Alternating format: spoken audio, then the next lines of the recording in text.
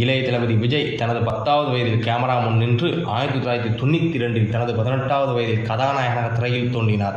இந்த 25 வருட திரை பயணத்தில் வெற்றி, தோல்வி, புகழ், அவமானம் அனைத்தையும் கடந்து வந்து திரைத்துறையில் தவிர்க்க முடியாத இமயமாக உயர்ந்துள்ளார். இளைய தளபதி விஜய் தனது படங்களில் பாடல் வெளியீட்டு விழாவில் அரசியல் கருத்துக்களை பேசுவதோடு மட்டுமல்லாமல் தனது படங்களிலும் அதிரடி அரசியல் கருத்துக்களை பேசி வந்தார். தனது ரசிகர் நற்பணி மன்றத்தை விஜய் மக்கள் இயக்கமாக மாற்றி அதன் மூலம் பல்வேறு நலத்திட்ட பணிகளை செய்து வந்தார். கடந்த சில வருடங்களாக அரசியல் மீது ஈடுபாடு கொண்ட விஜய் அவர்கள் 2006இல் அப்போதைய பிரதமர் மன்மோகன் சிங் வெளியிட்ட பொங்கல் சிறப்பு தபால் தலையை பெற்றுக்கொண்டார்.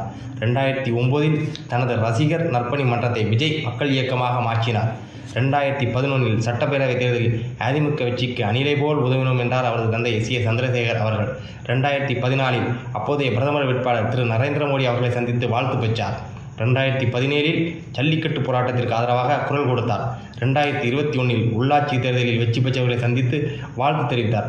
2023இல் தொகுதி வாரியாக பொதுத் தேர்வுகளில் முதல் 3 இடங்களை பிடித்த மாணவர்களுக்கு ஊக்கத்தொகை வழங்கினார். சமீபத்தில் மழையால் பாதிக்கப்பட்ட திருநெல்வேலி மாவட்டத்திற்கு நேரில் சென்று தனது விஜய் மக்கள் இயக்கத்தின் மூலம் நிவாரண உதவிகளை வழங்கினார். இறுதியாக 2024இல் தனது அரசியல் பயணத்தின் முதல் வெற்றிப்படியாக தமிழக வெற்றிக் கழகம் என்ற பெயரில் அரசியல் கட்சியை தொடங்கினார்.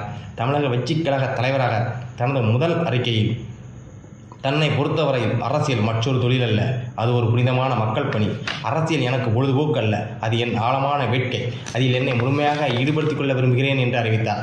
வரும் 2026 சட்டமன்ற தேர்தலில் போட்டியிட்டு வெற்றி பெற்று மக்கள் விரும்பும் அடிப்படை அரசியல் மாற்றத்திற்கான வழிவகுப்பதுதான் நமது இலக்கு என்று அறிவித்ததன் மூலம் தனது ரசிகர்களுக்கு பெரும் உற்சாகத்தையும் நம்பிக்கையையும் கொடுத்து விட்டார் தமிழக வெற்றிக் கழக தலைவர் விஜய் அவர்கள்.